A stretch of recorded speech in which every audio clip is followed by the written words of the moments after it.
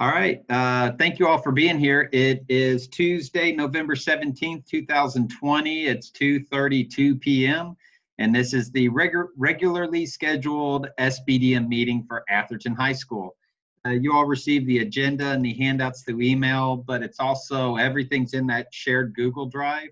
If you have any problems accessing that Google Drive, just send me an email before our meetings and I'll be happy to attach everything. But I'll probably go ahead and attach everything. I'll try to remember to attach everything anyways in the emails, just as for your convenience. The only challenge with that is if I make a tweak to the agenda, like between the first time I sent the agenda and the second time, I made some adjustments to the agenda. So the Google Drive is really the live version of everything. I want to go ahead and welcome. We have a guest here, Ms. Schiffler. Ms. Schiffler, do you want to identify yourself and introduce yourself real quick? Normally, our guests don't have that opportunity, but I want to give you that chance. Can you hear us? Hear me? Doesn't look like she can hear. So then how about we go ahead and introduce our students, our student guests for today. Students, I just want to remind you, I mentioned this when we first talked in your respective groups, but officially, we haven't gone through the process for making you all official representatives, but I hope to have that done, the process of it done by next month, and then we'll wait on Kentucky Department of Education to make it official. But until then, I'll have to officially identify you as guests within the SBDM, to the SBDM Council. But how about this? If y'all don't mind, I'll just go through the order that you're listed on the agenda. So Damon, you want to introduce yourself and say hi?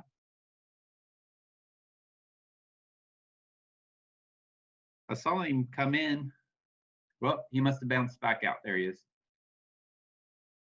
How about we'll come back to Damon in the meantime. Sydney, your turn. Hi, I'm Sydney Calvin. I'm the senior class president. Thanks for being here, Sydney. Gavin? Hi, I'm Gavin Alphon, and I'm the junior class president. Thanks, Gavin. Sydney, too. The other Sydney. I'm Sydney Reynolds, and I'm the sophomore class president. And Damon. Thank you, Sydney. And Damon. Hi, I'm Damon Duval, and I'm the president of Atherton's Black Student Union. Awesome. Well, hey, it's great to have you all here today, and I'll be going over things like staffing and budget and those types of things. I'll explain it the best I can. If you have questions, you're welcome to, I don't know if there's a hand-raising function here or something, and we'll be happy to try to answer questions as we can. We have a kind of a packed agenda for today. I'll try not to, you all know how when I start talking about money, I really like to make sure you understand, like I'm trying to be as fair, as just, and what do you call it? A fair steward of the money, of funds as possible. But so if you don't, I'll try to keep myself short, but if you have a question for elaboration, please ask.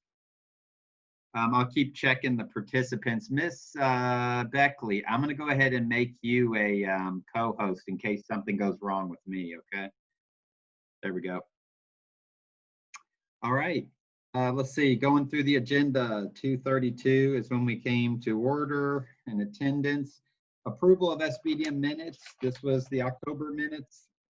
We talked about the regularly scheduled meetings, dates. It's going to be Tuesday at 2:30 for this month and next month. And then starting in January, we'll move it to Thursday at 2:30. Those are in the Google Drive as well. Student representatives on council, we discussed having an additional, having the class presidents for junior and senior class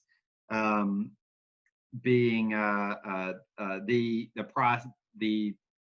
person selected to be our student representatives on council.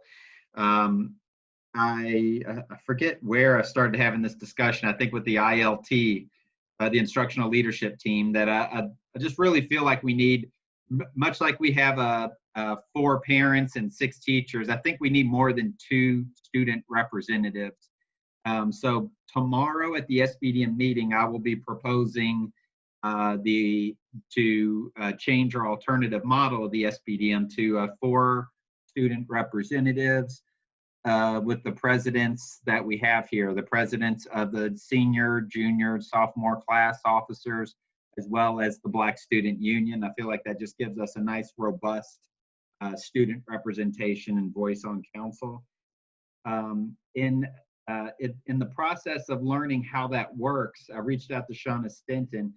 I thought it was just like a bylaw that we changed, but if we're changing our numbers, it has to go before a vote before the Atherton faculty, certified staff, and it needs to be approved by 2/3 majority, and then that goes before the Kentucky Department of Education for approval.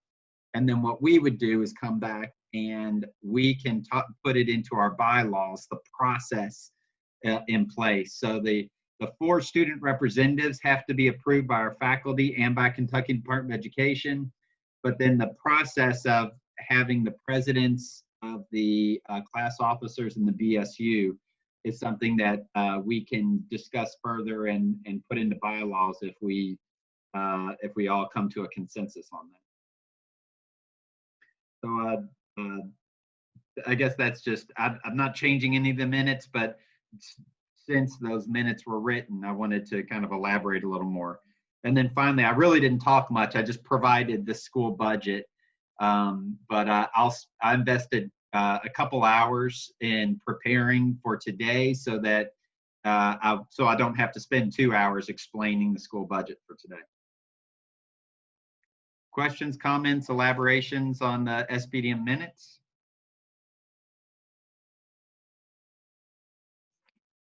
Motion to approve? A motion to approve. Second? Second. Excellent. We don't do voting, so do we have a consensus or any further discussion? Do we have any further discussion before we come to consensus? All right, so we have consensus? Excellent. Motion and seconded.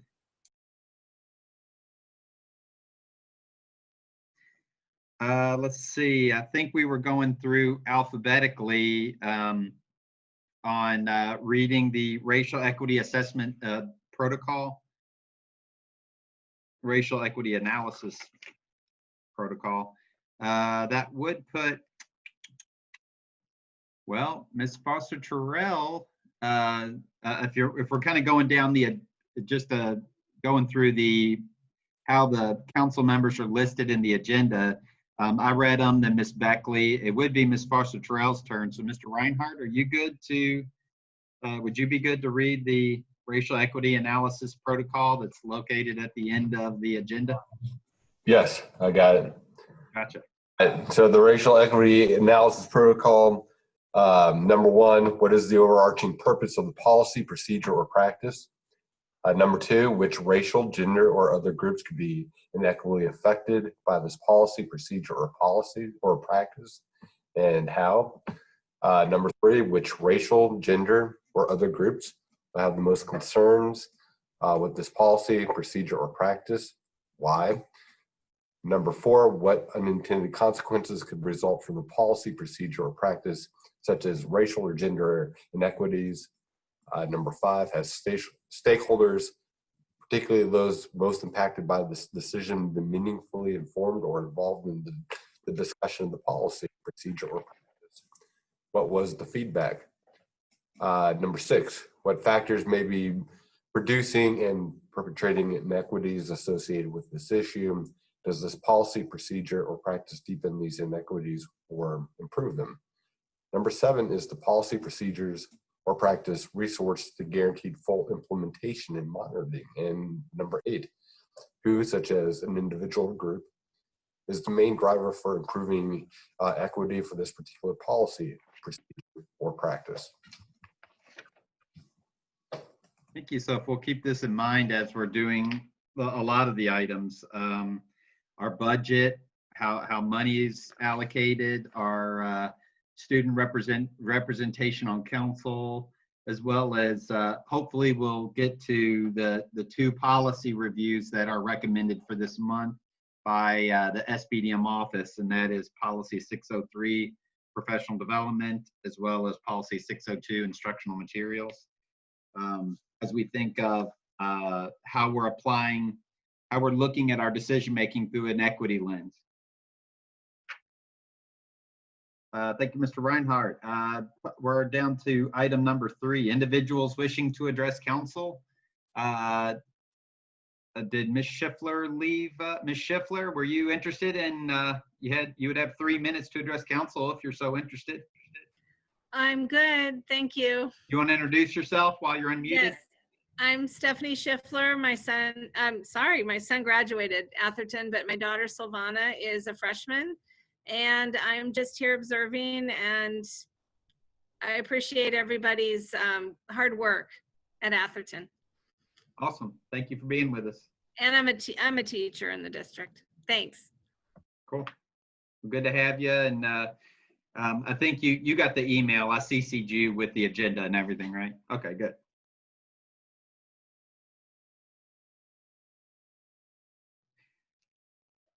Moving on to item 5, SBDM training requirements. They actually updated the open records and open meetings document. And in particular, I put it in the email, and I've added a new file folder for our proof of receipt. So we actually have to sign a whole new proof of receipt. Fortunately, they put it in an editable PDF, so you can print it off and sign it, or you're even allowed to put S vertical line and then type your name as an electronic signature. And then you can email it to me, or you can upload it yourself if you so desire. Just save it right to that file. If you'll just follow the pattern of how, like I did, where I put my last name as a way to document that. But I'll have to, I'll add that as an agenda item until we can get that taken care of. The proof of receipt, the difference between the standard proof of receipt and the one that we have now is primarily page 26 and 27 within that open records document. And basically, open records, open meeting document normally says, hey, we're a group of elected individuals who are here that were guided by Kentucky revised statutes under a legal responsibility with authority under Kentucky revised statutes under law. But we also have a responsibility that our meetings are open to the public, so open records. So not only, there's another document that talks about basically my responsibility for maintaining our records, which you all have full electronic access to as well now. But also, we can't have secretive meetings. Like I can't say, hey, Kim and Tessa, let's meet at 9 o'clock tonight, and I really want to talk through an issue that we couldn't get resolved in SBDM, and then I leverage politically, so to speak, a decision. We have to advertise at least 24 hours in advance anytime that there's an SBDM meeting. And we also have to be careful about conversations that we have that are SBDM responsibilities that would be happening beyond that scheduled meeting time that could be legally construed as like an SBDM meeting without there ever being an announcement about it, like we meet secretively. So that's what the standard open records meeting discussion's about. Page 26 and 27, you'll see it's a half dozen paragraphs that basically says, during a state of emergency, you can meet by video conference like we are. It still has to be open to the media, which it is. And on top of that, I record it and I post it to the Atherton principal YouTube channel. which is my YouTube channel that's given to me by JCPS. And that way, if anybody were to have any question about decisions that were made or conversations that we had, they can go straight to that YouTube channel. I know many people love to spend their time watching those videos, so I give it a lot of extra care. But I do my best to remember to push record, and then I definitely upload them right afterwards, because they're honestly, just because they're such large memory files for me, I need to get them off my desktop as quickly as possible. There's some within that page 26 and 27 of the Open Records Act, as far as the things that was revised, were just technical things like normally anyone could say, Dr. Aberle, I want to see your minutes right away, meet me at Atherton and show me what you have and all that kind of stuff. And now they're just saying we have more flexibility. But that's also why I'm trying to keep everything electronic now, for the sake of it is accessible in a reasonable amount of time.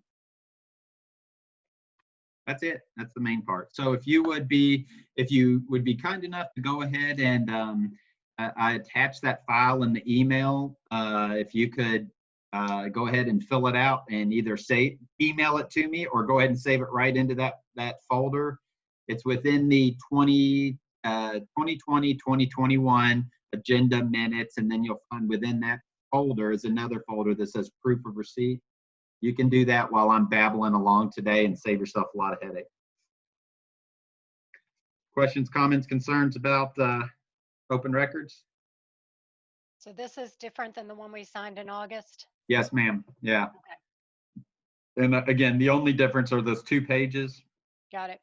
The intent of everything else is the same. All right, moving on to Section 5, Part B, everyone's annual training. Ms. Anderson, you just unmuted. Can you give me the status, when your training is? I'm going to be doing it in December, but my other one lasts until March, I think. So I'm still so good. You're still up to date. Okay. Mm-hmm. Mr. Reinhardt? It's on my plate. Okay.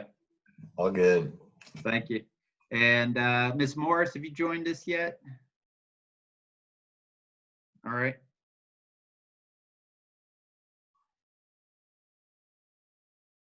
I'll reach out to her again. I've had a couple phone conversations with her, and she says she can make them. So I just hope that with everything going on with COVID and stuff, I understand it can be challenging for members to make it, but we do actually have a bylaw that talks about you can't miss more than 2 without it being something where it could be a removal. So I'll talk with her and just see if she can make that time commitment, and whether or not we have to, we should go ahead and hold a parent election for another SBDM member who could finish that Ms. Morris's term, so that we have our proper parent representation. And then finally, item C, email notification form. I just put in there for the official minutes that everybody did it. I appreciate it. I'm going to go ahead and scratch that off for next month's agenda, so that it's not there anymore, but all done. Thank you all. Staffing reports. We have hired 2 people in the last few weeks, a records clerk and an ECE implementation coach. Our records clerk was, actually, I didn't participate in that set of interviews. Who, Ms. Beckley, was there anybody else here? Ms. Uhl, you were part of that interview. You want to tell us a little bit about the person we've submitted as our recommendation? The person that we submitted came to us from a different state, so she does not have JCPS or records clerk experience, but her experience prior to this has been in a school setting, and then prior to the school setting, she had experience working in a very busy doctor's office. So we felt that she might be a really great candidate to be able to to manage student records and the pace and flow of our office.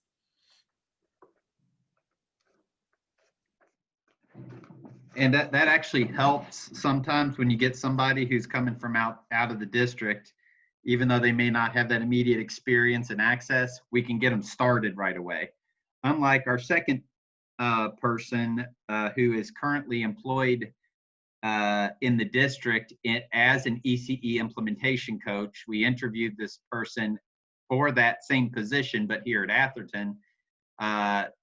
He has accepted, but the district will not approve his release from his other location until the other location can fill their vacancy. So that's kind of, honestly, that's put us in quite a bind with regards to our ECE December 1 responsibilities. December 1's a really big day in ECE. We have we have a massive records review. Our ARC meetings have to be updated, and I'll be honest with you, we're behind. We've never been behind before. So I appreciate one of our counselors, Ms. White, who has a background in ECE. She's doing her best to step up and manage both all her counseling responsibilities and an ECE implementation coach's responsibilities. Our assistant principal, Mr. Jones, has gone to ARC training and 504 training and a lot of extra duties added to him. And as I'm going to mention in our budget, I went ahead and advocated went to our district and said, we have a retired certified staff member who's helped us out in the past, back before there were ECE implementation coaches. She estimates she needs about 20 days at 7 hours per day to support us in the way we were asking for her help and take a big load off of Miss White. And the district's given us $5,000, which is what would be needed to cover those 20 days. So just want to let you know, you'll see that there's an adjustment of $5,000 within the budget that I'll mention later in support of this not so great situation that we've been put in because of our vacancy that was created when Mr. Butler left our school, and we were trying to get a new person in. I'll pause on that if anybody has any Q&A on staffing. That person's name is Richard Vaughn, by the way. I didn't actually say his name. He's a ECE implementation coach at Maryhurst right now, which is a state agency school within JCPS. And the records clerk name is Kristen Antonsen. Okay, you all have a very excited look on your face, so I'll keep pushing forward. This is where I get excited. Miss Beckley's already got a smirk on her face because she knows she's going to see my eyes light up when I start talking about money. But I'll be honest with you, budget and staffing drive a lot in a school. I'm not downplaying the importance of tier 1 core instruction in the classroom, but it's my job to make sure that teachers there's bodies in the classroom, and we minimize class sizes, we maximize instructional opportunities, we make sure teachers have what they need from a budgetary standpoint to reduce their barriers to teaching. So it's very important for us to talk about how we prioritize our budget. So that's actually under a new business item, and I made them two separate things.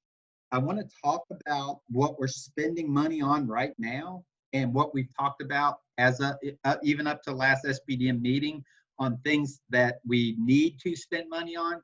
And then what I'll do under new business on section 7A, we'll talk about a needs assessment and priorities analysis. And we're required to do that once every year. I pretty much do it every SBDM meeting, but I don't formally call it that. So I'm going to formally structure it that way this time. So I'm first going to talk about our budget report. If you see on the agenda, if you look through there, you'll see that we've talked about and we've spent significant money on Nearpod as a site license, as an instructional resource for teachers. It's valuable during in-person instruction, but it's been even more valuable in an NTI standpoint. Health Science Academy suites needed furniture. We had all this beautiful $1 million renovation done, and we have no furniture. Right now, we still don't. We have old desks put back into brand new renovated facilities. The same thing with our media arts suites, where we needed tables and chairs. We needed some technology, both in the media arts and in the health science. We needed like in the small, where the small auditorium used to be is now 3 instructional spaces. Well, the way the space is, you can't really put the wall mounted short throw projectors. We're doing ceiling mounted projectors that shoot out onto the wall. So it's just a matter of spending money to buy the right technology to put it towards instructional resources. So the other things are the TV display, the LED TVs that are going in the hallways, as well as in the laboratory of the health science suite, which is the small auditorium where the nurses station is and everything. And then finally, you'll see the final paragraph on the agenda under financial priorities is talking about some 3D printers and Vex robots and things. Most of this stuff there's a lot of things we purchased that aren't even here because they're all purchased through Academy funding. I'm only mentioning things that have come out of school budget stuff. And then I also post a few things I noted a few things down on the agenda where, we're just not sure what our post NTI needs are going to be right now, whenever that does start. We know there's going to be some PPE stuff, personal protective equipment. We're trying to buy a few things without stockpiling because we're really not in a situation where we should be ethically stockpiling. But when we know what a return date is, then we need to start becoming active. I even met with our PTSO that said, hey, once we have like a 2-3 week window that we really are expecting to return, we'll need things like Clorox wipes and some other types of things that it's just a lot cheaper to buy it at Aldi's and Sam's and Walmart than it is to buy through the bid. And I'll give you an example. A container of Clorox wipes, like a round container, 35 wipes on the bid list is $12. 35 wipes. You can go to Aldi's and buy the same container of 90 wipes of a more generic brand with the same active ingredient for $6, So it's that's where the PTSO can come in really helpful because they can outsource, they can purchase things that we're not allowed to. They still have to follow a Red Book procedure, but it's a lot easier for them to buy things from like Walmart and Aldi's and Sam's and Myers and places where normal people shop, unlike the bid list, Then I also noted there's some other building modification needs, like I'd like to get another classroom, room 118. It's Mr. Adams' classroom. He teaches majority academy classes now, anatomy and physiology. I'd like to get that in the same renovation status as the rest of the media arts classrooms. We need to get a sink and an eye wash into room 115, and we'd have to get one into room 118 as well, so that they can continue to be used for science classrooms as well as the health science rooms. And then there's some other things listed in there that'll be, they may be $1,000 projects, they may be a few $1,000 projects over time. Improving the lighting in the arts suite and the band and orchestra rooms. It's got 60-year-old light fixtures that are just out of date now, and it wouldn't be extremely expensive to replace those. I'm also trying to get approval, just so you all know, I'm trying to get approval to get bottle filler water fountains installed in several strategic locations throughout the school. Now, I have to get a building mod approved to get that done. Those bottle filler stations are a couple grand a piece, so they're not cheap. but they would be, I think, very valuable. I see Mr. Reinhardt and Mr. Tucker up there all the time trying to fill their bottles up in a in a in a in the water fountain, and it just you know, a bottle filler, I think, especially with health safety guidelines the way they are, it'd be so much more healthier for students to have their own bottles. They go fill them up themselves. They're not touching so much of a water fountain or putting their mouth near things. So Dr. Averly, can I ask a question about that particular thing?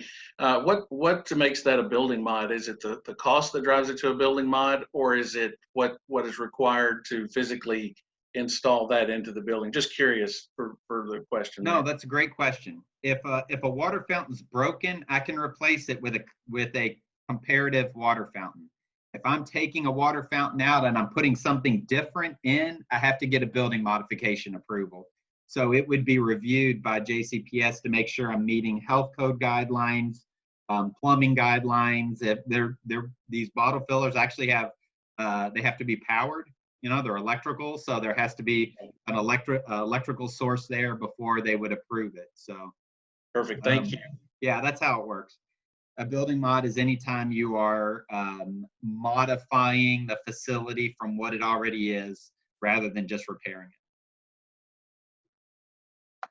Thank you. No, that's a great question.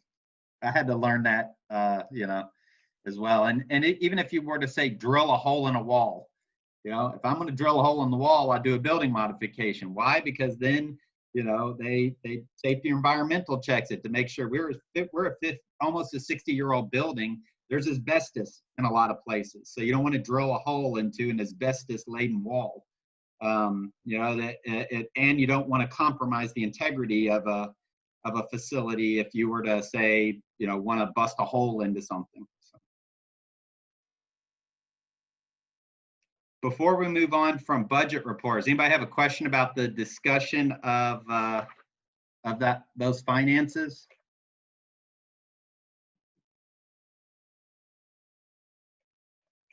All right, then here's what I'm going to do. If you would go ahead and open up the there's a PDF that I sent you that has our budget report for September, October, November. This is what I put a couple hours into.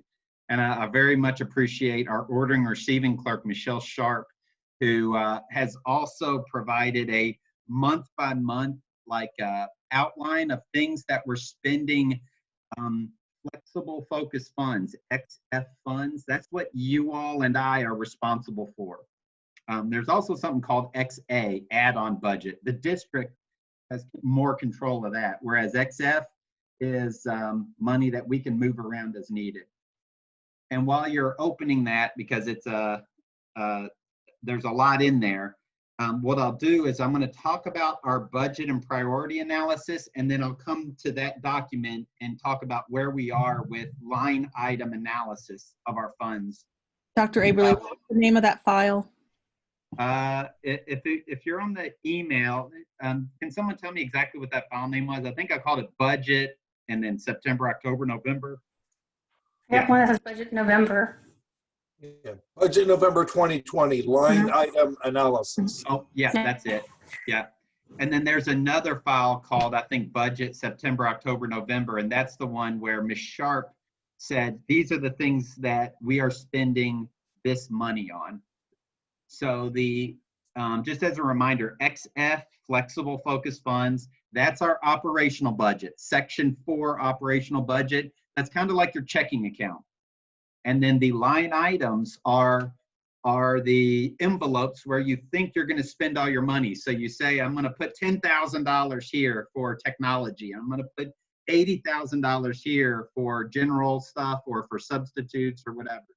We can move it around, but they're there for a reason, because if I go and say, you know what, I'm going to drop $40,000 on, I don't know, Q-tips, whatever. I don't know what it would be, but if I choose, I'm going to spend something beyond what that line item is allotted for, I have to come to the SBDM and say, it's really important for us to spend money on say Chromebooks, right? And let's say I want to drop $50,000 on Chromebooks and we don't have $50,000 there, then I have to explain why it's okay for us to move that $50,000. You all need to question me if you feel like it's wrong. You know, a reasonable question would be, well, shoot, if you're going to move 50,000, how much money do we have? And do we have enough to even make it to the end of the school year before we start spending $50,000 on something? I know a good one, textbooks. Everybody wants new textbooks, right? And then Tessa comes to me and says, you know, Kim Slusher came to me and says that we need to buy all new biology textbooks. It's going to run us $110,000. And we've got $50,000 in textbook funds, but we need $60,000 more dollars. So, you know, well, we've got $130,000 in our general fund right now. Can we drop $60,000? You better not do that in November. Now, if you have $130,000 in April, yeah, spend it up. But I'm usually pretty good about. I like to spend money. And here's the thing I'll just remind you. You should not spend more than you're given, but you should spend what you're given, because you're given to spend it on our students right now. It's not like your checking account where I like to have a savings and my investments and my working checking account, right? This isn't your personal bank account. So if we're given this much money as an operational budget, you should be spending it on students right now for their benefit, not hoarding it. And the district does not like when you hoard money. A great example of that is, since we spend our money down probably as good as any school in the district, that's why yesterday when I asked the chief financial officer for $5,000 because of this ECE situation, we got it in minutes, you know, because they know we spend our money wisely. I asked that same question about 10 years ago when I was first principal. If there was another situation where it was a bus driver thing, but I was asking for $10,000 for bus drivers. And I asked for it, and he called me up and he said, you know, you're not getting any money. You're sitting on $250,000 of rollover money. You know, my predecessor, he was a great man, but he didn't like to spend money. He liked to have a nice slush fund of extra money, whereas I'm a spender. I like to spend it down to zero. So just so you all know, kind of like, that's my logic is, you know, we're responsible for being wise stewards of the funds we're given. And, you know, Gavin and Damon and the Sydneys are, you know, it's our responsibility to spend money to give them the best educational environment that we can, and not be hoarding that money for some future experience, unless we were planning for it for a certain purpose in the near future. With that said, we're on, let's see, it's 3:10, and we're on the school budget needs assessment and priorities analysis. And I say that officially because that's what I'm legally required to go over this with you. And, you know, when I was thinking about what is it that, like, big picture stuff, we need to know that we're meeting our CSIP expectations, our comprehensive school improvement plan. And within our CSIP, each of our department chairs, and I know the CSIP was recently shared with you, Ms. Slusher, right? With all the department chairs. Did you not get it? I'll ask Julie. I know it's targeted English and math, but you know what? She might have reached out to Mr. Gregory on accident on that, so I'll find out. But our comprehensive school improvement plan is a thing that kind of talks about, like, this is what we do as a school to be successful, and this is what we're instructionally how we do things and how we direct our money for training, for professional development, for subs, for software. The other thing from a priority standpoint, I already mentioned, but that professional development, they don't provide us, the state used to provide us tens of thousands of dollars in professional development funds to help teachers grow. And with the budget cuts over the last 5 to 8 years, PD is gone now. So we have to self-fund professional development, which is why it is a line item that we fund ourselves now.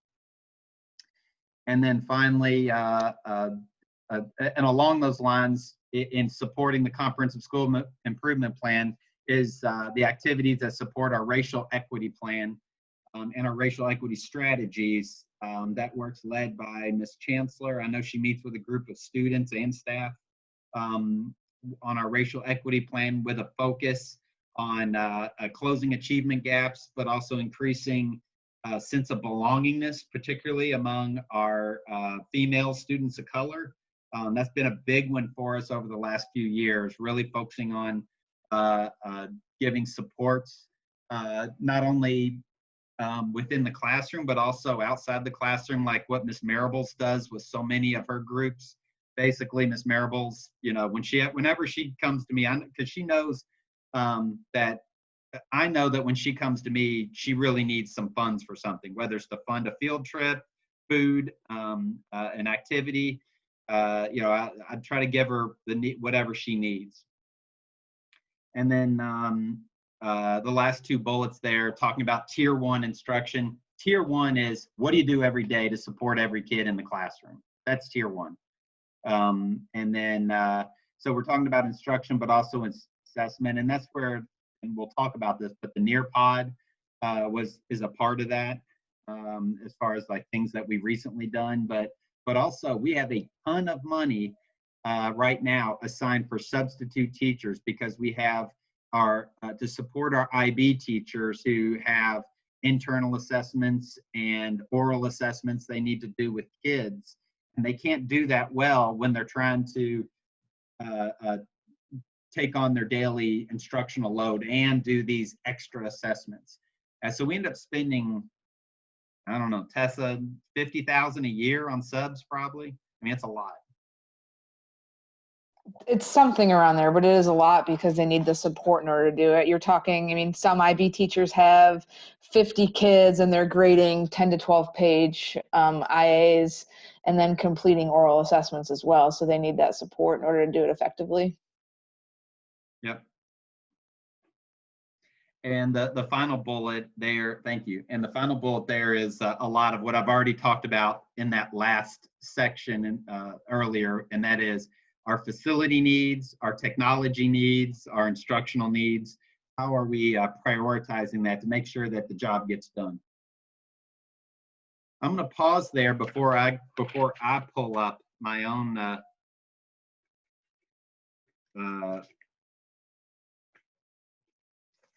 before I start digging into this one. This is the budget for November. I love this. But anybody want to ask a question? Damon, Sydney, Gavin, y'all have any kind of thoughts, even questions that have arisen? You notice nobody else is asking a question, so anything you ask can't be extraordinary for them too. You're all good? All right, well, let's talk numbers.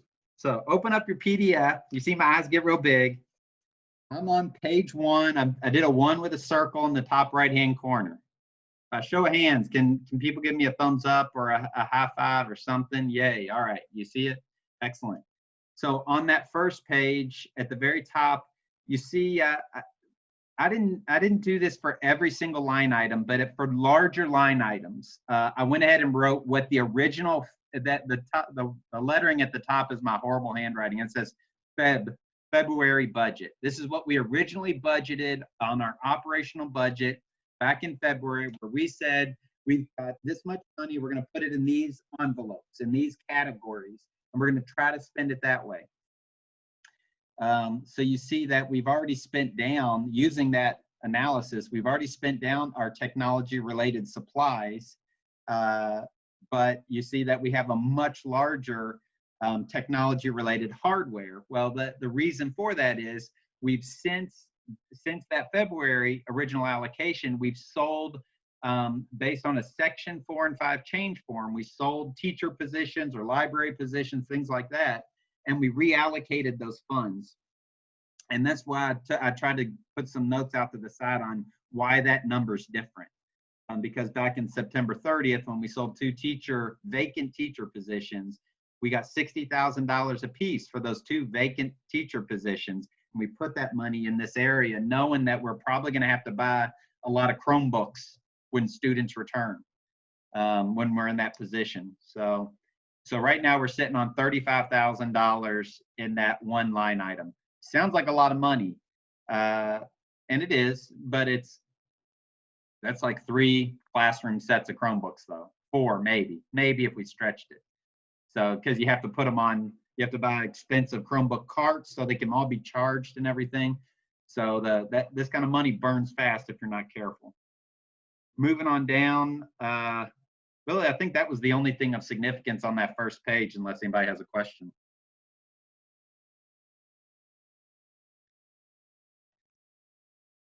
I'll always try to provide you this report in this format, and it may look nonsensical to you, but the logic is on the left-hand side, those numbers tell you something about what that money's purpose is. So 018, the first 3 digits means Atherton. That's why you see everything's always 018, because that, from a district standpoint, all the first 3 digits tell you where that money's coming from. The next 4 digits tell you a general purpose for what that category is. So at the very top, 018-1013, that means technology. It's something technology related. If you scroll on down, the 1025s, like 018-1025 means athletics. The big one, there's another 1077, 018-1077 means principals fund, or like administrative type of things. You notice I don't put a lot of money in there because there's not really a need for putting a lot of money in something for administrative duties. You'll see where I put most all our money and where we spend it is 018-1118. That's on the second page, and that's instruction and teachers. So when you understand those numbers, you see, hey, we do a good job about making sure that the vast majority of our funds are right there for teachers and for students and to be spent that way. So I'm on the second page now, kind of looking my way on down here.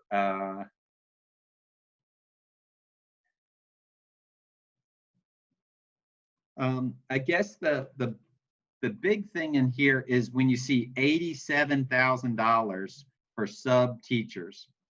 I'll be honest with you, that's probably way too much in that particular line item.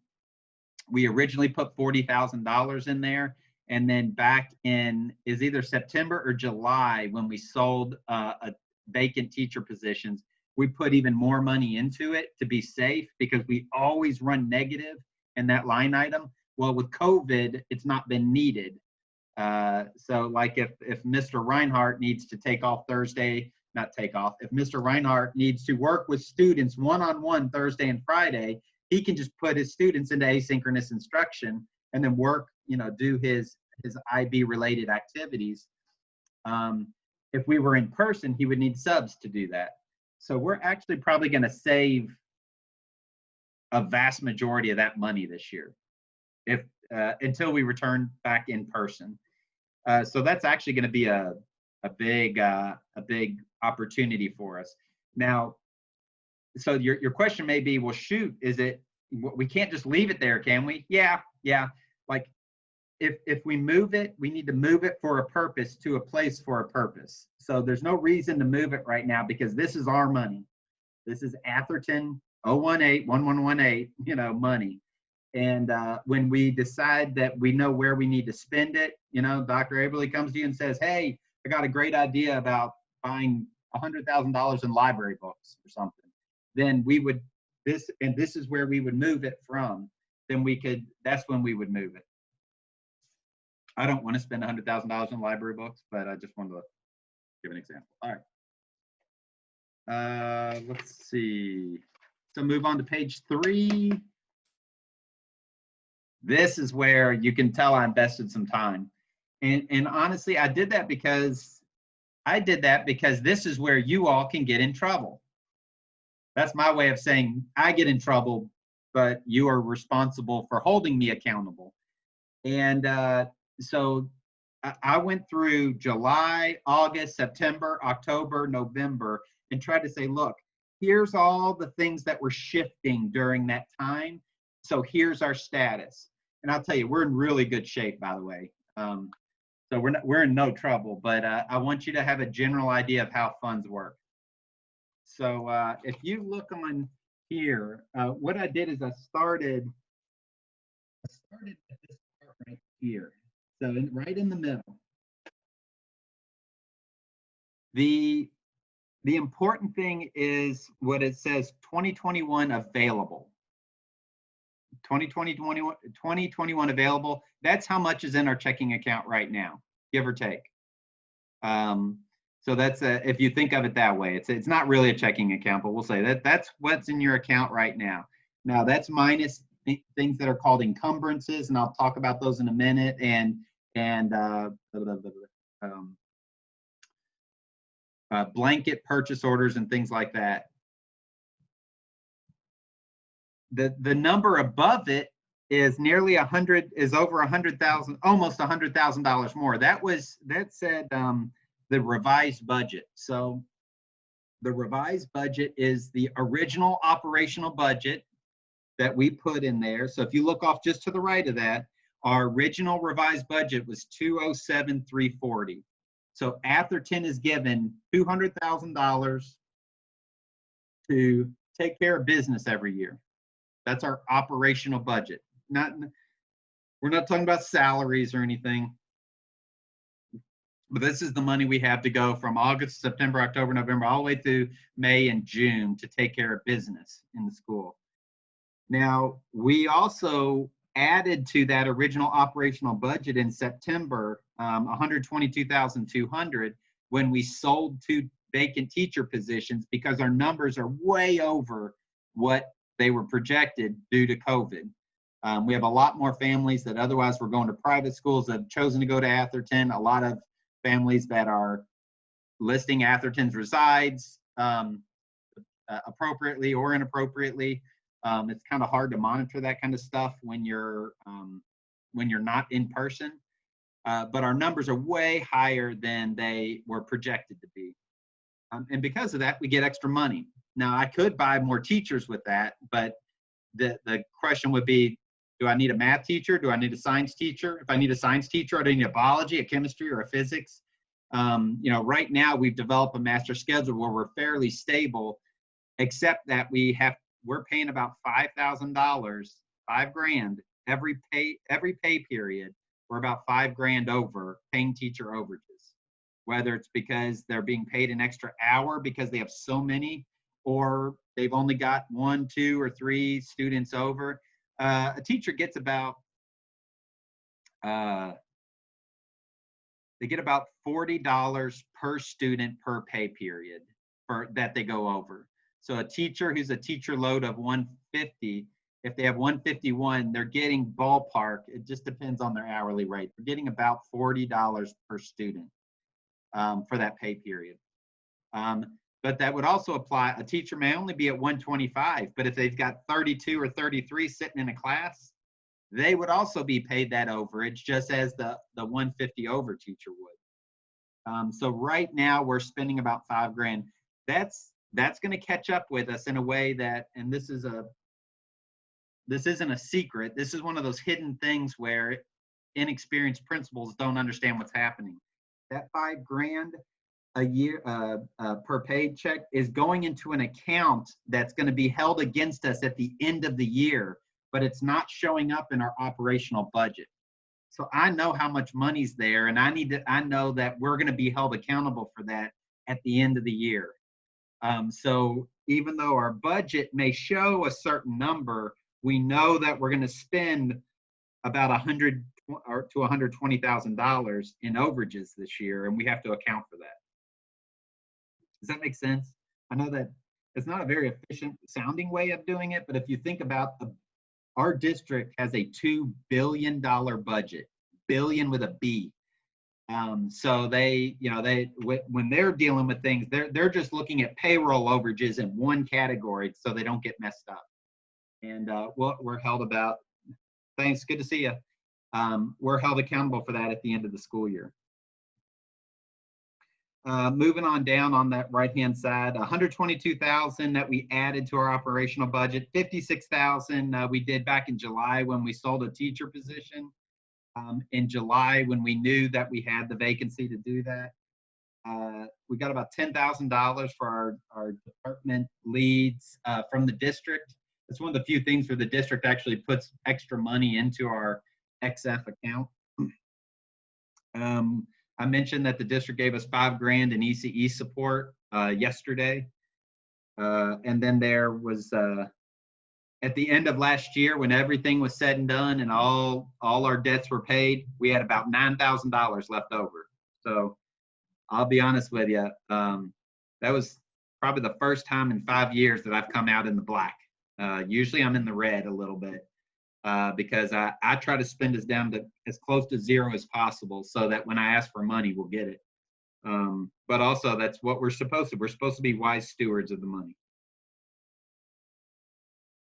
So that's all the money that we have coming to us. And then the money going out, you see at the bottom there, I just, on the left-hand side of the bottom, I just kind of paraphrased what Ms. Sharp had provided in that Word document that was budget, September, October, November, copier leases, things like that. All these little things that they start adding up.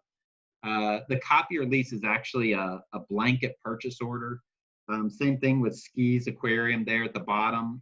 We didn't pay $2,000 to somebody to do anything for aquarium, but we have a $2,000 blanket purchase order, an account where we can pay this gentleman about $150 every time he comes.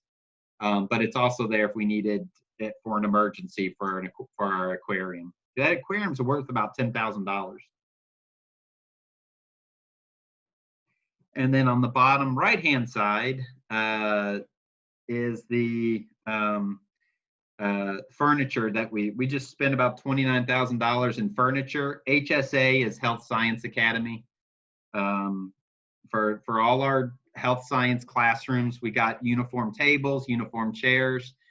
Same thing underneath that is the 19 tables for the media arts.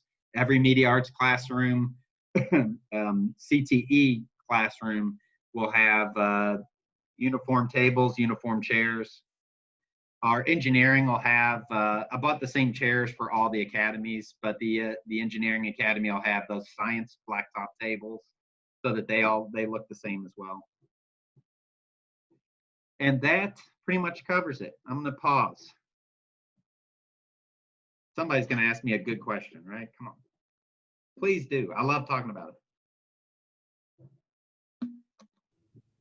Mine's not a for real question, but can I get in on some of that furniture? Like there's a hole in one of my tables. Oh yeah, you've got those black science tables, right? What do you have? I don't know. I used to have desks, but I wanted tables, and my guess is that they came from an art room, but I really don't know. Right. They're like different sizes. Do me a favor, shoot me an email, and I'll walk up there Thursday when I'm back in the building. Because as this new furniture comes in, we're gonna have to start shifting things around. Okay. Yeah. I know in our student council meeting, we talked about how financially strenuous changing the mascot would be, but I know we have a lot of like rollover funding. So how could we allocate that to the changing of the mascot? Or is it even feasible to allocate those funds to the mascot? Right. So that's a good question, Gavin. And to be honest with you, I don't know. It depends what we're trying to spend money on whether or not we're allowed to use these funds. So these funds are instructional funds. So they're not really there for, say, something that's not directly impacting the building where instruction is occurring. We do have the latitude to put, say, you know, if we're in a situation in February and we've gone through the mascot process and we've identified a mascot or whatever it is, colors or nickname or motto or whatever direction this process goes. if we had the funding to do it, we could say, you know, we'd really like to put $30,000 in a uniform code for the athletic director and I to figure out how to make that transition easier for teams, right?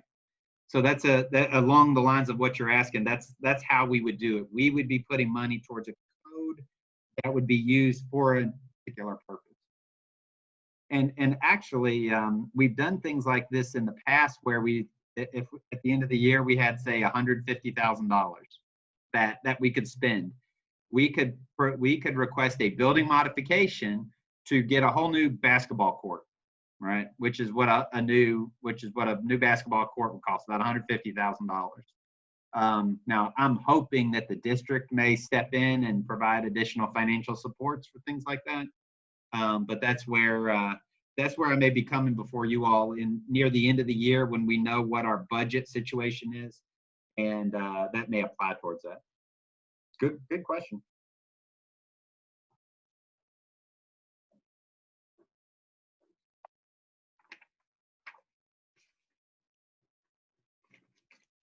Y'all good with that?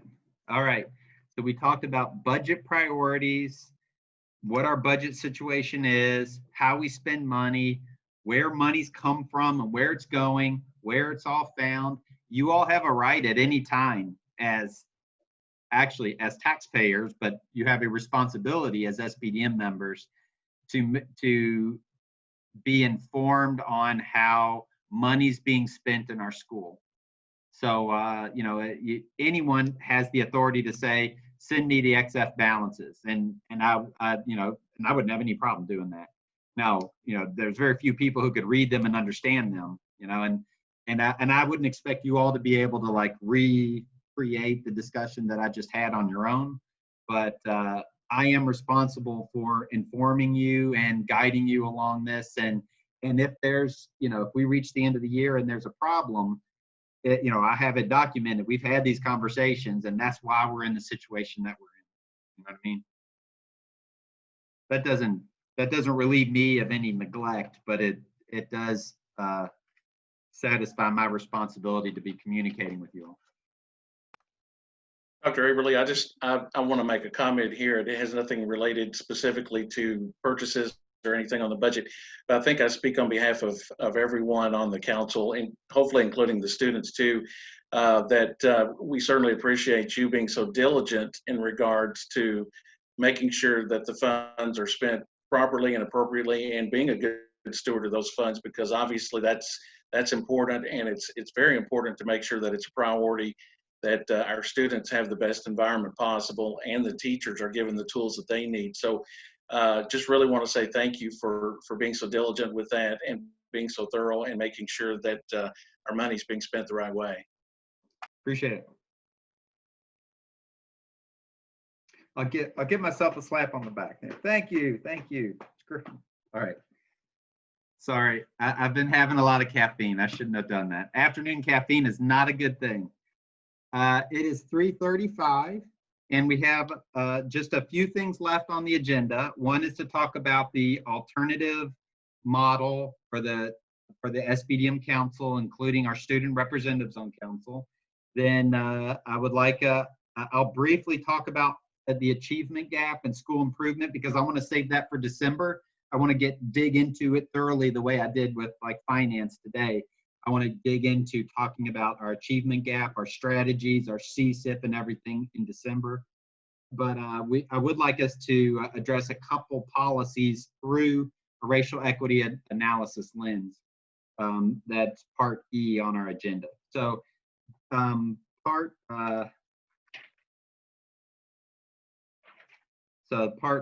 B is the alternative model for student representative on council. I've already mentioned this, but first off, we can't do this independently. It has to be approved by our faculty, teachers, counselors. Do you feel that there would be any concern raised among our staff? Before I bring this before the faculty tomorrow, they don't have to vote immediately tomorrow. I can give them until Friday so that there's discussion, but do you think there'd be any cause for concern? Yeah, I mean,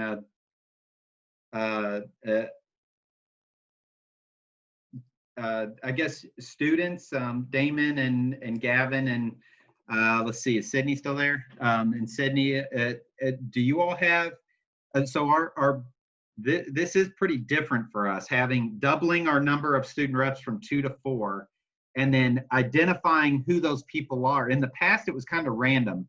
I selected a principal's advisory council. Then that council in secret ballot chose 2 people. And looking back, it just didn't create much momentum in our SBDM and representation. The students showed up for a couple times, and then basically we never saw them again. So I'd like it, you know, I think this process is powerful because it empowers you and makes this election, your election as an officer, even more important through this process. So I'll just pause there. Any further comment on kind of like what we're trying to do here by anybody? I'd like to say something. So, you know, over the past couple of years that I've been on SBDM, I feel like a lot of the adults try to speak for what they think is best for students and what students want to have, but at the end of the day, we don't really know because we're not them. So I really appreciate having not just our 2, but increasing our 2 students to 4 to see what students really want to have for policies for not only their current peers, but for their future peers, like thinking on down the line, what would a student in Atherton want 4, 5, 6 years from now? What would be best serve them? So thank you. If I may, I'd just like to say I appreciate the opportunity to be able to represent the BSU in the SBDM because I remember in previous years at various meetings with BSU, you know, whatever issue we would be speaking on at that particular meeting, there would always be such creative and, you know, I think really innovative ways to solve these problems. But at times it would be really hard to, you know, I don't know, I guess communicate that with administration or find a way to do that just because of different scheduling things and, you know, just everything like that. So I think it's really great to have, you know, a direct, you know, path to be able to do that. So. Also, just the way that I've always looked at my responsibility on student council is that I'm supposed to represent my class specifically, and I'm supposed to be able to represent and present their ideals and opinions. And I feel like the SBDM council just gives me more of a platform that would make it easier, honestly, to get my messages and my class's messages across. Great. That's a good point, Gavin. You know, I appreciate that you recognize you're there to represent more people than yourself. Like, as much as we try, we know that our personal opinion is going to come into play. But in all honesty, student experience is so important for us, like Ms. Lucia mentioned. You know, sometimes we think students feel a certain way, but you know, when you can actually speak with students and have them part of that processing, you know, we come to much better decisions. So, and you know, Damon, I agree with you as well. You know, so often I have students tell me they think something's a good idea, then I bring it for SBDM and it's actually incorporated in things, but if you never get that feedback, you know, you may not see it directly, how a policy was informed by things that were mentioned. And by you being here and then taking that back to students, I think students will feel that their voices are being heard more, will actually be heard better, and understand how their voice has an impact on decision making. Excellent points. We don't have to bring this up now because I do want to hit our 2 policy reviews, but there was a final paragraph in there I'm curious that nobody's called me out on. We created this back when we first started with student representative on councils, that we said that the student representative on council can't be a member of the current council. It can't be a family member, a child of the current council. You know, we felt like that just would have created unnecessary potential personal issues among the parent and the student, but also potential bias in providing voice to the group that that representative is there for. We have a lot of our teachers, as well as myself, that have children in the building, and I still think that this paragraph is relevant and necessary, but I'm not willing to like die on that hill. So if you all, we don't need to make a decision about that because this isn't a reading of a policy or a bylaw. But if you all want to think about that, we can talk about it more as this progresses to a bylaw and a reading and turning it into actual policy within the bylaws. Okay. Is there any question? Again, I'm not trying to get us to like debate it, but is there a question about like the wording of it or anything, or what's intended behind it?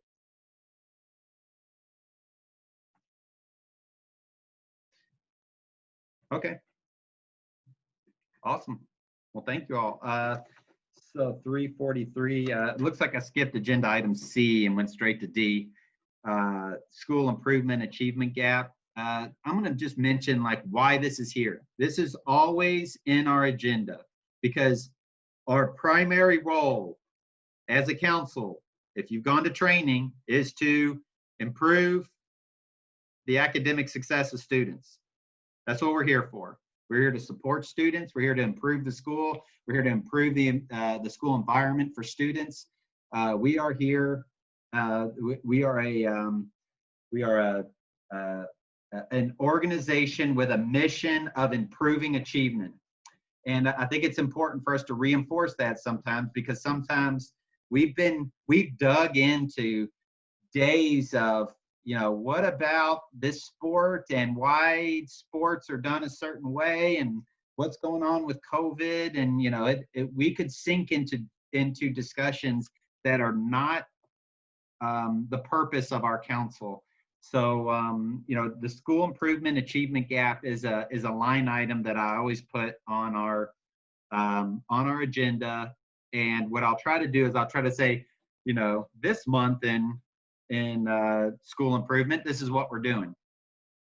I'd like to save that discussion for a thorough discussion on the comprehensive school improvement plan, what we've done to be closing achievement gaps, improving overall achievement, and advancing our students here in December. I think it's very important. And before I forget, because Damon made me think about it when he was talking about like there's things that come up that are important for us to talk about. If any council member wants something that is within SBDM authority put on the agenda, all you have to do is email me.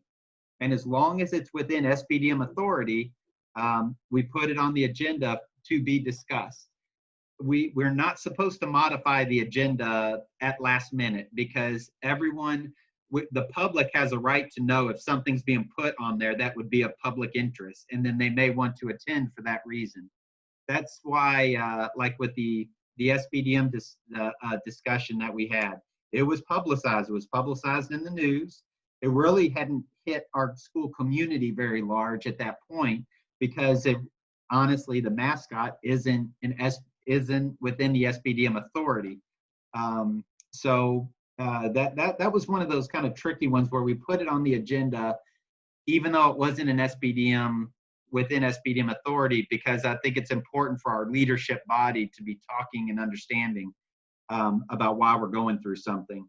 So, but there's things that if any of our teachers, our parents, our students say, you know, is it appropriate to put this as on the agenda? You know, I can say, yeah, definitely, we'll put it on there. Or I may talk with you and say, well, this is how the SBDM may approach it within SBDM authority. But beyond that, that's not an SBDM issue. And if you disagree with me, then I put you in contact with Shauna Stinton. And Shauna Stinton is the person above me if you feel like, hey, Dr. Aberley's trying to block our voice, right? Then Shauna would say, would be the final determinant of that. Well, actually, if you don't agree with her, then you go to Kentucky Department of Education, you file a complaint. But there's a hierarchy there, right? Man, did I just turn negative for some reason? I don't know. I was just trying to explain the process behind everything. All right, and then so let's talk about professional development. This is policy 603. So if you want to pull up the SBDM bylaws and policies, scroll all the way down. It's about page 25 or something. To policy 602 and 603. Since I have 603 listed first for some reason on the agenda, let's look at 603.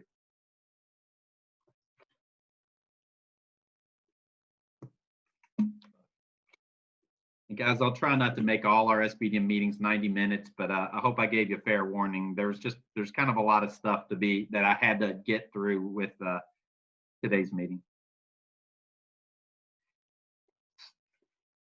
So if everyone, I don't see there's a reason for us to read it aloud, but if you would read it with the racial equity analysis protocol in mind. The purpose of the policy, are there racial, gender, or other groups that could be inequitably affected? Are there racial, gender, or other groups that would have concerns about the way the policy is written? And are there potential unintended consequences about the policy in its current format? Dr. Aberley, did you say policy 603? Yeah, professional development, yes.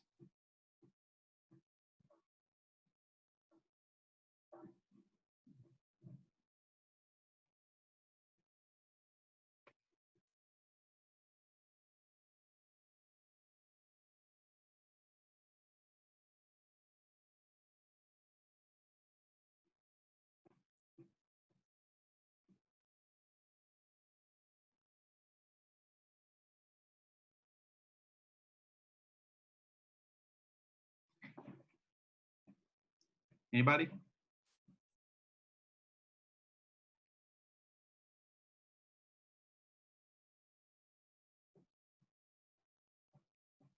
It's kind of a tangential question, like I always ask.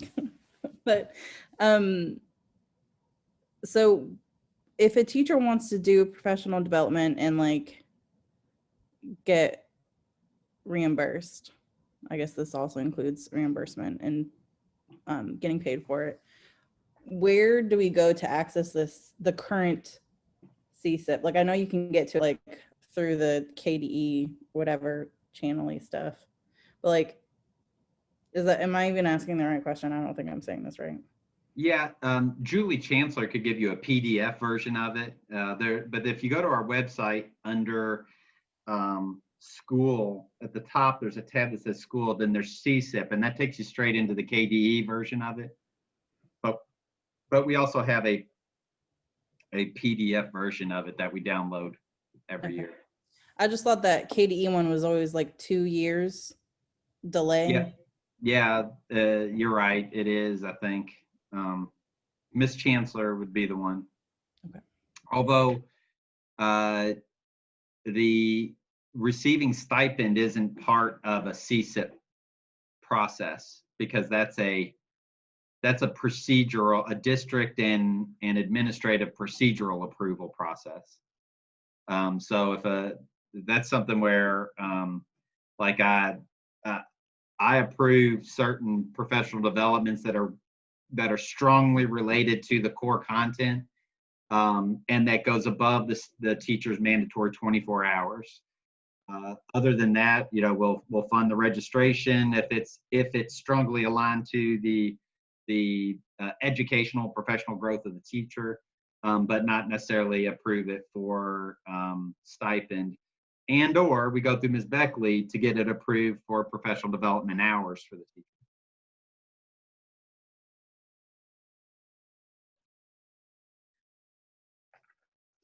So when I'm thinking of the purpose is to improve instruction for teachers, provide opportunities for teachers and certified staff and all staff to grow.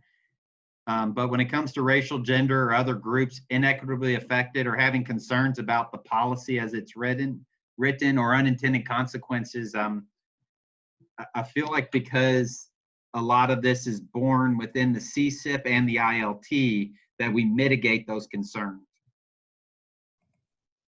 Would it be appropriate to include language here in the policy statement that says that the REAP has been considered when looking at the professional development opportunities, or is it just implied within the context of the CSIP? Yeah, I was going to ask the exact same thing. I mean, is it read at the beginning of the ILT like it is at the beginning of our SBDM? And is that something that would even be appropriate to be included in a SBDM policy?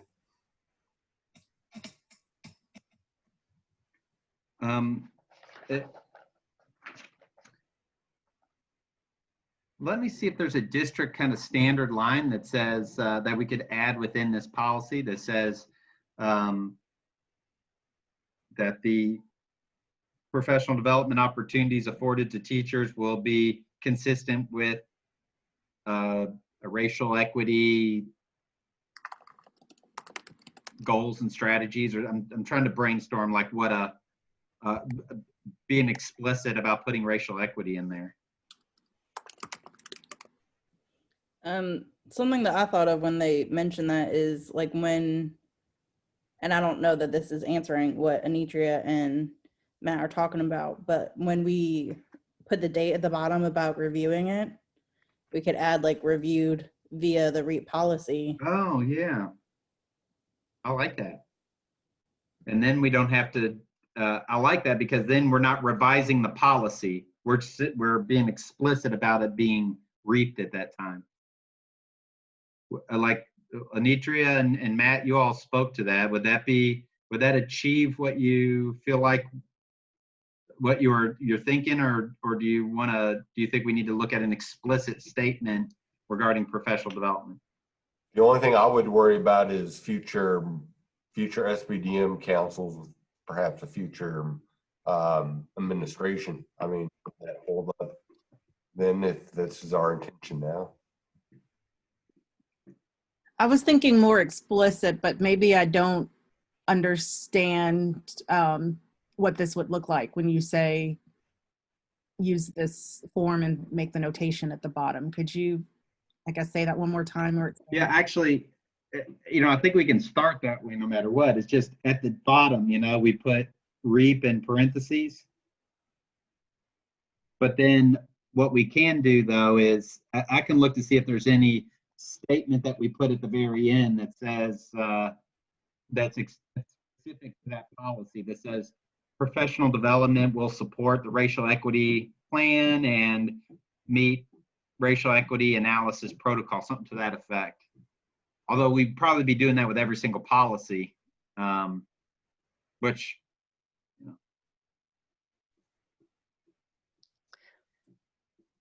One thing I've learned in dealing with these policies over the years is that the language of the district changes often, but your policies remain the same. So if you can be as generic as possible and maybe making that a notation, like she said at the bottom under the readings, might be the better way to go, because who knows what they'll call this 2 years from now. It could be adjusted and whatever.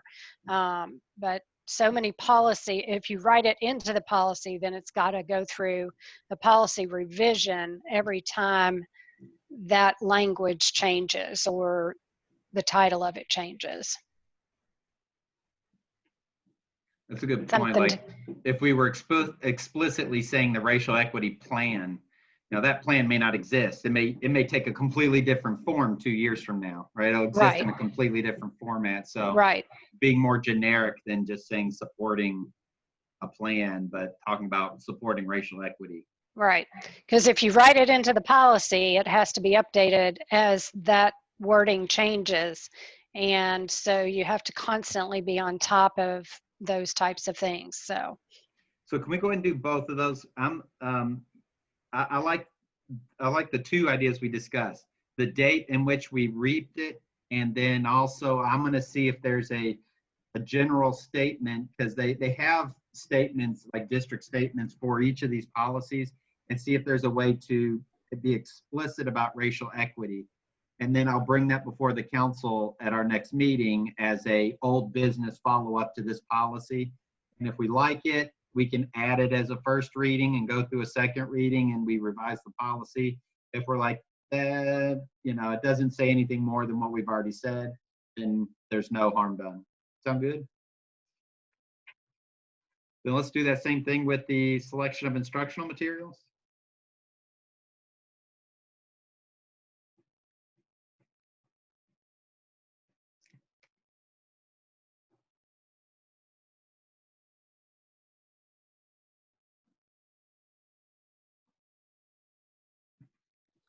What's that policy number? Oh, I'm sorry, 602. Okay, thank you.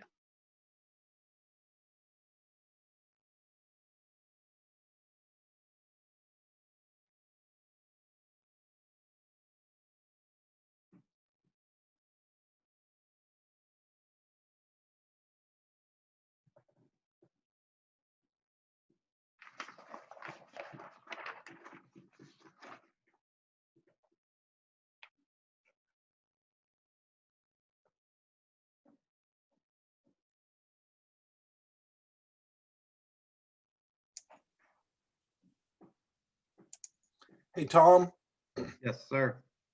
where would we access this section 4 criteria for selection of materials?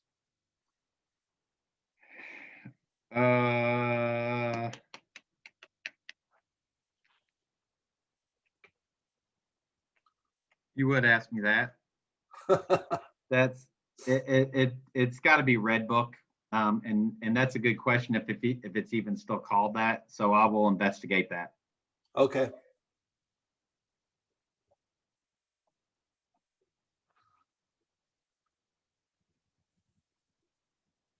I mean, is there, when we think about it, the purpose is to provide opportunities and provide supports for students and staff in our mission. And I'm just trying to think through the language, racial, gender, or other groups that could be inequitably affected, have the most concerns about this policy, or unintended consequences.